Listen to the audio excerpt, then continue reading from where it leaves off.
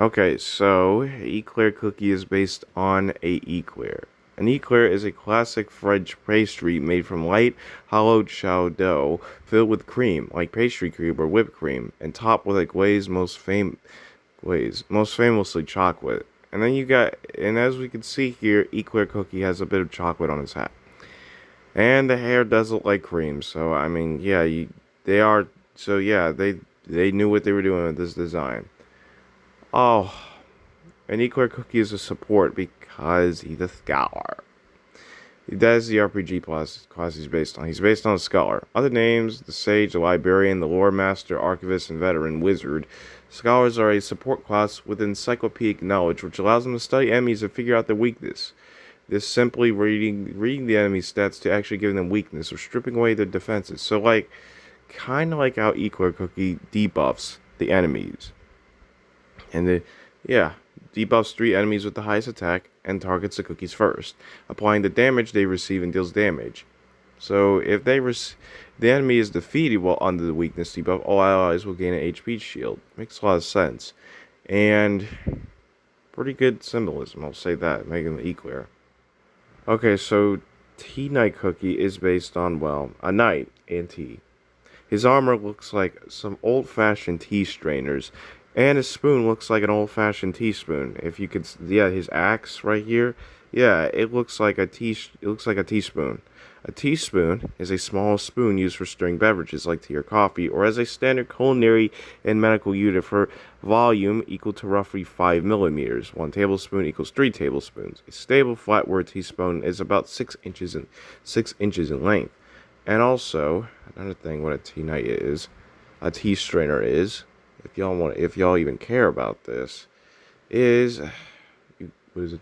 It helps get out the leaves. That's loose leaves that are in tea. Makes a lot of sense.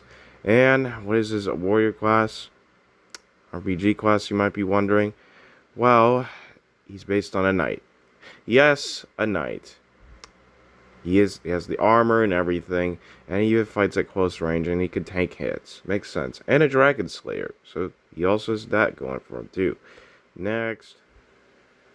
Okay, so Affogato Cookie is what else? What do you think he's based on? He's directly based on Affogato La Cafe, a coffee-based dessert wherein gelato or vanilla ice cream is bathed in a shot of this espresso. That's why he has the coffee eyes right here. He has the slitted pupils, and also it makes him look like a fish and a snake, which is what he's often compared to. So yeah, Affogato Cookie appears to take the role of a Genshin, a character archetype describing a royal retainer who's particularly skilled at persuasion and convincing the lord of their beliefs. Genshin nearly always have an ulterior motive, uprising their magnate to personally inherit all of the power that comes with the role. This archetype is especially prevalent in both historical fiction and fact in China and Korea, such as with the case of the 10 attendants, the 13 sentinel pilots. In the past, Eastern royal courts, particularly those of Korea and China, were often depicted in historical dramas as places where various forms of sorcery were used to gain power, hence why Affogato Cookie might be a bomber, a magical bomber. Affogato Cookie also appears to draw on this kind of archetype, being portrayed as a user of multiple types of magic. Affogato Cookie is characterized as being knowledgeable in the pharmacological, based on dialogue. And based on dialogue, Affogato Cookie tends to rely on poisoning as a primary method of assassination, hence him being a poisonous bomber. This method is commonly seen in East Asian historical dramas, where a colorless, odorless, and tasteless poison is mixed into sweet foods.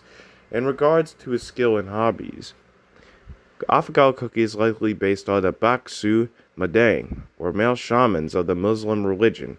Baksu Mudang often have a particular healing property to them, much like Affogato Cookie, and this is on his, I don't know, quote-unquote medicines. Like many other Dark Cacao Kingdom native, Affogato Cookie features a clear yin and yang theming in regards to his color scheme, ideals, and culture. See, the black and white, and Affogato is chocolate, and, and vanilla. So it makes sense. I mean, yeah, I like what they did here. It's pretty interesting.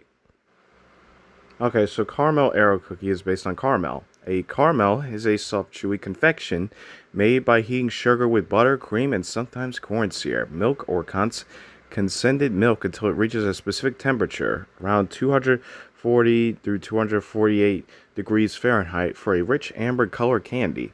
And Caramel Arrow over here has that brown caramel in her hair right here. Makes a lot of sense. And there's another thing that Caramel Arrow is based on. Let's get on her origins. The more complex version of it. Let's just get it out of the way. Just get it out of the way. We know what it is. As indicated by Caramel Arrow Cookie's original name in Korean, Hokkaido Mat Cookie. Cookie. Brown sugar cookie, Caramel Arrow Cookie, is directly based on brown sugar flavored bubble tea, actually, but with caramel in it. Brown sugar is a highly popular flavor of bubble tea in East Asia. It is referenced in her cookie decor April Fool's 2022 artwork, and all the fan art of it online. And second, overall personal animation. Notably, brown sugar bubble tea does not normally contain caramel, making Caramel Arrow Cookie's English localized name bizarre and inaccurate. But I could see the caramel in her hair, so I'm still counting it. I don't give a shit.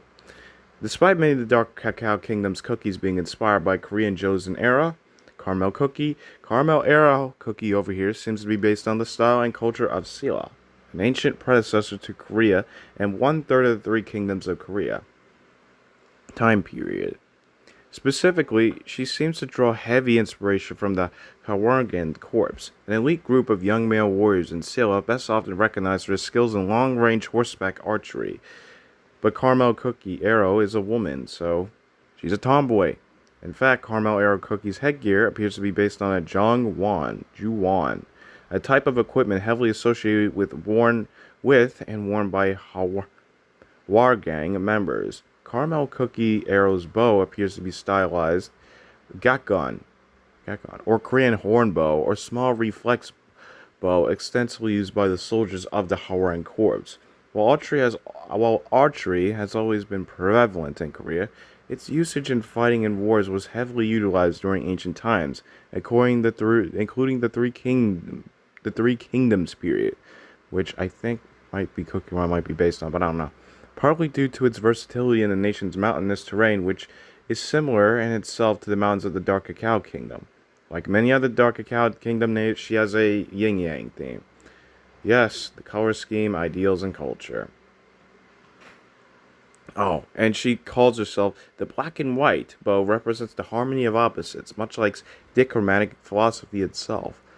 And yeah, I was about to say she was based on both. And what is her RPG class, you might be wondering? A melee ranger. That is what she is, a melee ranger. It makes a lot of sense when you really think about it. I mean, she's fighting at close quarter, but she can shoot arrows by jumping in the back. I don't know. And another names for melee ranger is the headhunter, predator, and savage, but I don't think she seems to be thinking that. And the dual-wielding ranger. The dual-wielding ranger, most famously represented by the famed drow ranger Drizzt Do Erdin, who uses two melee weapons, though it doesn't predate him by quite some time. So it's very common in Dungeons and Dragons, but here we got a more recent version of it with Caramel Arrow. Neat.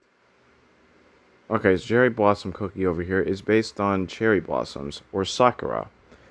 Sakura and cherry blossoms are the flowers of the ornamental trees, famous in Japan and celebrated globally for their fleeting beauty, symbolizing spring, renewal, and the transient nature of life. They finally got it right. And, yeah. So, and she's also wielding an umbrella as her weapon. And you want to know something else? Her bag might be a cookie sandwich, or in this case, it might be, or it's not called a cookie sandwich. Hold on. It's also based on, and she also may be based on Mary Poppins, due to her briefcase, manner of speaking, and abilities in parasol flight. Her fondness of picnics is likely inspired the Japanese tradition of hanami, the flower viewing, where people gather to have picnics beneath cherry blossom trees while they are in bloom. Makes a lot of sense.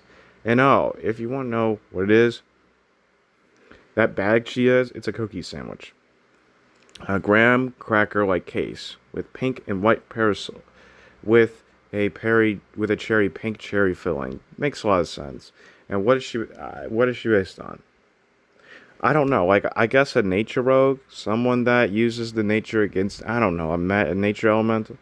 And she is also grass type. Yep, that's it. So, Wildberry Cookie over here is based on Wildberry Flavor. Wildberry Flavor is an energetic blend that mimics a melody of fresh picked wild grown berries like strawberries, blueberries, raspberry, and blackberries. It typically balances a bright tart acidity with a sweet fruity undertone and is widely used to flavor everything from candies and sports drinks to teas and dessert sauces. Yeah, he got that, and the sauce looks like it's in his hair right here, so makes sense. Then Wildberry often ends up being pinkish. So, well, blue, it can also be purple with a blue thing, as in the Pop Tarts. But on the juice, it's typically purple. But it can also be red as well with some drinks, so. And also, Wildberry cookies based on Hercules from Greek mythology. Yes, with Hollyberry cookies, also, it's an awakened form is based on Greek mythology, the Valkyries.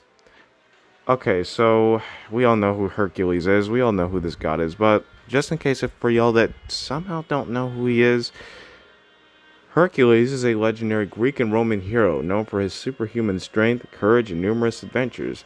Most famously, the 12 Labors, which he performed to atone for killing his family in a fit of madness induced by the goddess Hera. So yeah, makes a lot of sense.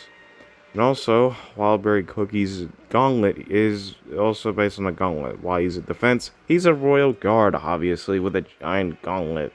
It's pretty simple. Like, I don't know what to tell y'all. Okay, so crunchy chip cookie over here is based on chocolate chip ice cream. Chocolate chip ice cream is a classic treat featuring a sweet base, such as vanilla or chocolate, studded with rich semi-sweet or dark chocolate chips. It is easily made at home using a standard machine or a no-churn method using sweet and condensed milk. Oh yeah, to go with the chocolate theming that the other Dark Cow Kingdom members have, here we go. He's based on crunchy chip ice cream. And his RPG class, he's based on a Beastmaster, other names Pet Master, Puppet Master, Trainer, Puppeteer. Pet Masters are specialized in controlling a powerful pet to fight by their side.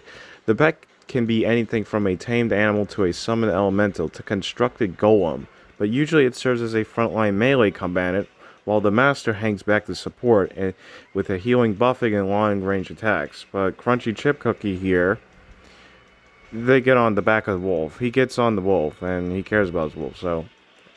In extreme cases, the master does not take part in combat at all. If the pet is an animal, then this class is often folded into a ranger or druid, and comes with the ability to control animals in general. If folded into summoner, then the character might have access to multiple pets, but only be able to use one at a time. Sometimes a pet master can ride their pet and function somewhat like a cavalier, except that the pet does most of the fighting. An MMORPG pet master will always some way of summoning the pet to their position. So yeah, Crunchy Chip Cookie does that. And Crunchy Chip Cookie is a dark elemental because, come on, he's using darkness. Come on, we know the Dark Cacao, every single Dark Cacao member except for Alpha Cow Cookie for some reason, all wield the darkness element to get bonus stats for Dark Cacao awakens.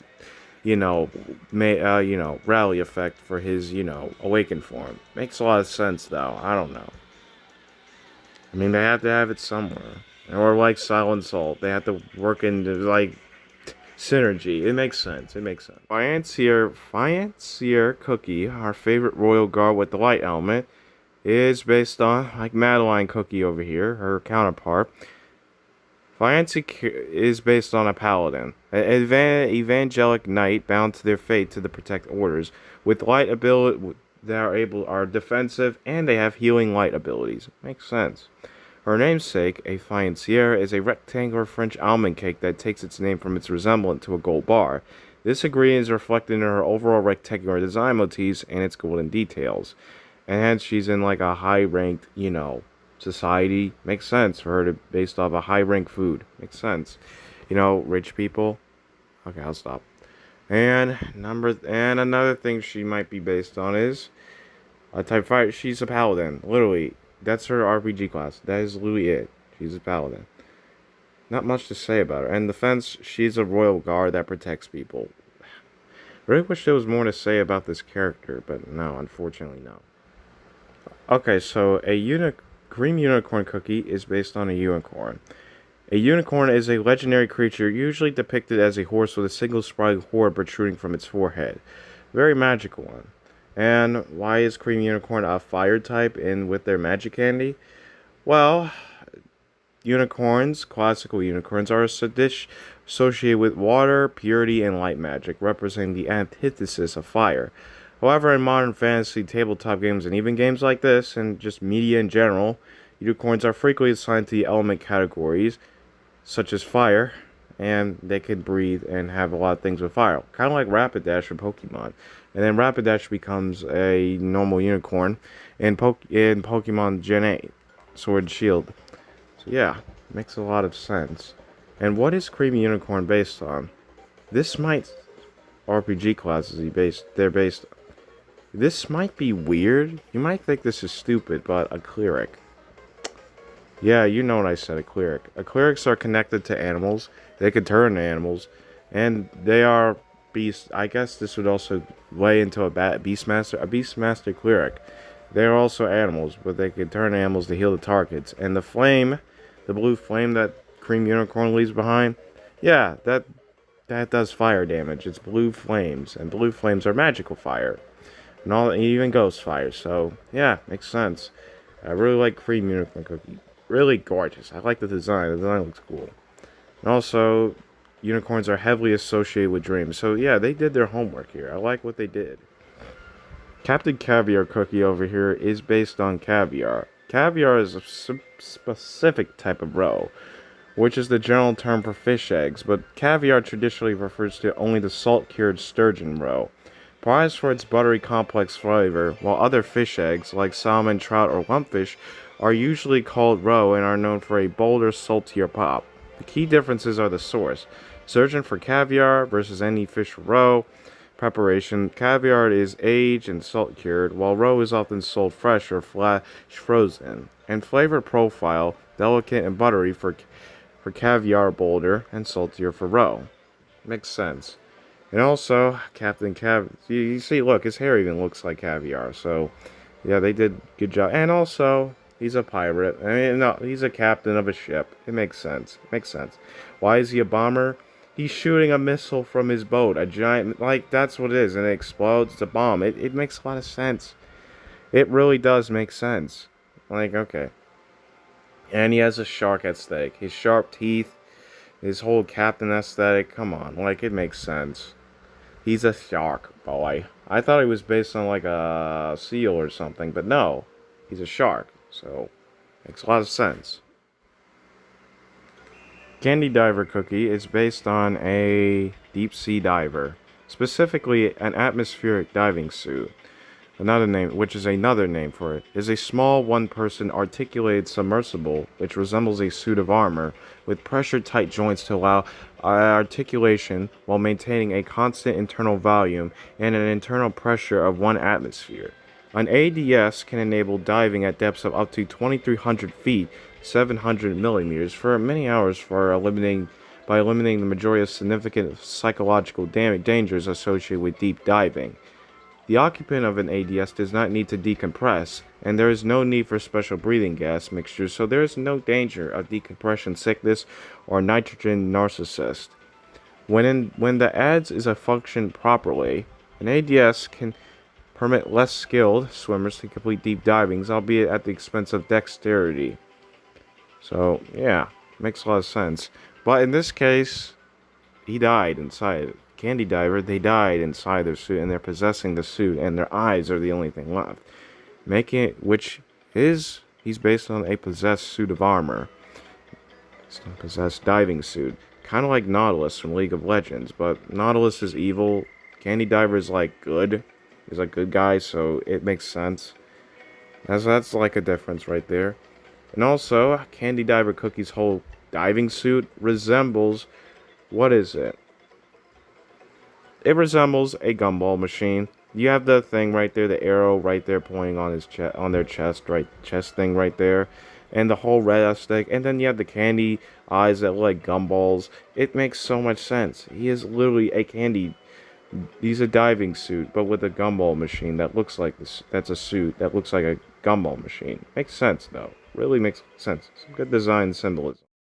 So, Schwartzwalder is based on cake. He's based on Black Forest cake.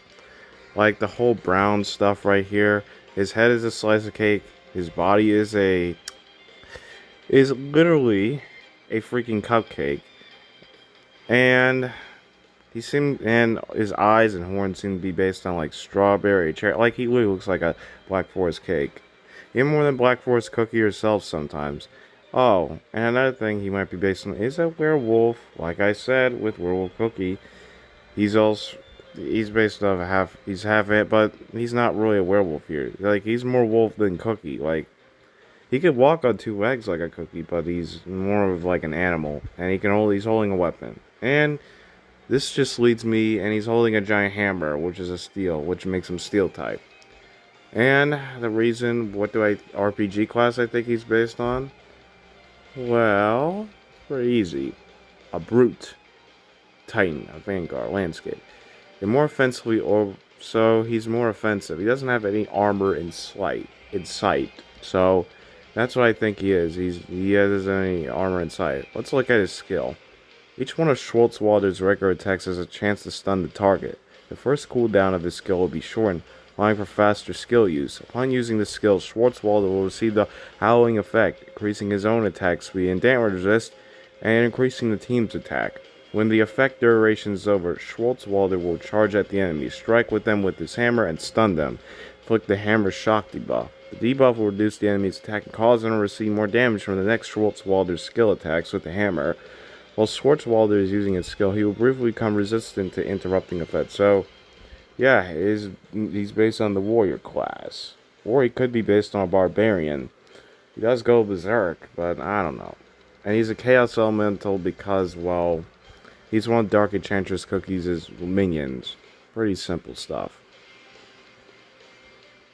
Macaron cookie over here is based on a macaron. A macaron is a delicate margarine-based French confection made from egg whites, almond flour, powdered sugar, and granulated sugar, known for its smooth, crisp shell, ruffled foot, and chewy interior, sandwiched with a filling like buttercream, ganache, or jam. These colorful sandwich cookies are a staple of French pastries, prized for their unique texture and wide variety of flavors from traditional sweet savory.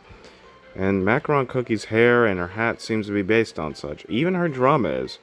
And also, why is Macaron Cookie a magic? Well, obviously, music is magical. Well, let's get into a specific reason. She has these magical macaron animals that come out of nowhere, and they're a parade. So, like, I guess that makes her magic. I have no idea. And also, this leads me into another thing. She's based on a bard. Okay, she might not look like a typical bard, but she does do magic damage. Obviously, she's magical. And she can heal your allies. Like, she can restore the HP of her allies, proportional to the number of stacks of Happy Parade once the parade is over. So, it does make sense. She's a bard that's using magical and healing. And she's based on a drummer. She's based on a little drummer, yeah. Little drummer kid. Yeah, not much to say there. I'll say, okay, so Carol Cookie is named after, well, a carol. A carol is a joyful song or hymen, mostly common associated with Christmas or any other holiday. As a verb, it means to sing these festive songs often in a lively manner or by going door to door in a group. The name Carol is also a name of a woman, so like, I don't know. So it also means free man or strong, which I guess that could represent Carol Cookie. I'm not really sure. And oh, yeah. Carol Cookie is based on a Christmas tree. Her whole hair is literally based on the leaves. The dress she has is like the stump. And the top of her head has a star in it. And the fact that she lowers your cooldown might be based on, I don't know. And increase the crit might seem to be based on how, I don't know. Maybe I guess people get more excited during the holidays, more people sing it. You get more out of your shot. I have really no idea why it is. Maybe they just did it for balancing reasons. Not much to say, but why did she hold one eye closed and the other one open? That's one question I have. I don't want to know why she's winking at the audience, but okay. That's Carol Cookie. Okay, so pine cone cookie over here is based on a pine cone. A pine cone is the woody seed-bearing organ produced by pine trees and other conifers. It plays a crucial role in plant reproduction by protecting the tree's seeds until they're ready to be released. And their symbolism, due to their unique geometric spiral patterns, which are often to follow the Fibonacci sequence, and their connection to evergreen longevity, pine cones have been used as decorative and religious symbols across many cultures for thousands of years. Yeah, so basically, pine cone cookie is a representation of Christmas. You typically see pine cones in the winter and stuff like that, so it would make sense for this character to be here. And what else is Pinecone Cookie based on? A squirrel. He literally looks like me. They have the tail and everything. So, yeah. And why is Pinecone Cookie a bomber, you may be asking? Pinecone bombs that they make. And also, yeah, and the Pinecone bombs deal area damage to nearby enemies if it's throwing at a main enemy, which is honestly a cookie. If there are targets suffering from frost within the area damage range, they will also become stunned. If a target is immune to stun, it will receive additional damage. So kind of like another character. I wonder, what was it? I think there was a character that like stuns people that are frozen. I can't remember what it was. Whatever. I don't think that's important. And Pinecone Cookie is based on Nunu and Wild, a little kid creature that has a giant creature as a friend. Kind of like Snow Sugar Cookie, but a better version of Snow Sugar Cookie in my humble opinion. I don't know, way better design, way better everything. Alright, this is what I'm talking about. I like Pinecone Cookie. They're cool. They're cool. They're awesome. I like them. Really, definitely, a really good way to end off this video of the 2022 cookies explained. So there we go. That's it.